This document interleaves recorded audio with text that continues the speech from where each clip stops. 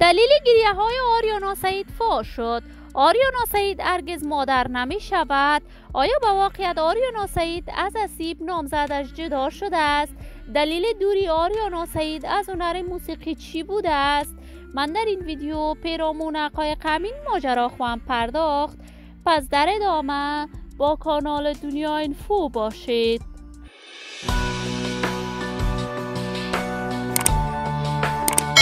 سلام و سلامتی ایام به کامتان باد. شما را خوش آمدید میگم به یکی دیگر از ویدیوهای جذاب کانال دنیا اینفو.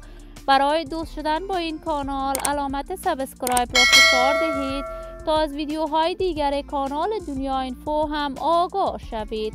آریانا سعید که لقب ملکه دلها را از طرف علاقمندان و دوستداران صدایش کسب کرده است، یکی از جمله هنرمندان بی‌بدیل و ناماشنا در هنر موسیقی افغانستان بوده است. شهرت و محبوبیت بسزایی دارد. آریانا علاقمندان و طرفدارانش در سرتاسر جهان بیشمار بوده است. آریانا سعید با اسیب ساعد مدیر برنامه‌های کاریش در سال 2018 در کشور استرالیا در جریان برگزاری یکی از کنسرت‌هایش روی استیج سورپرایز شد و این سورپرایزش به نامزدی مبدل شد.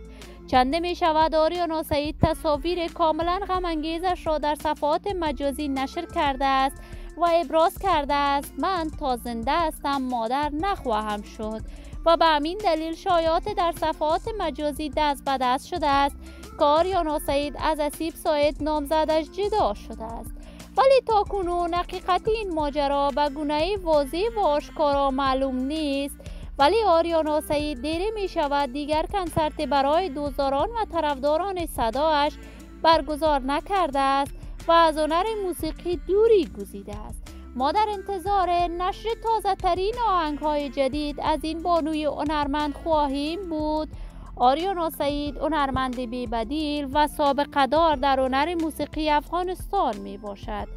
عزیزان و دوستان نهایت خوب کانال دنیا اینفو، شما هم نظریاتتان را در بخش کامنت با من شریک بسازید.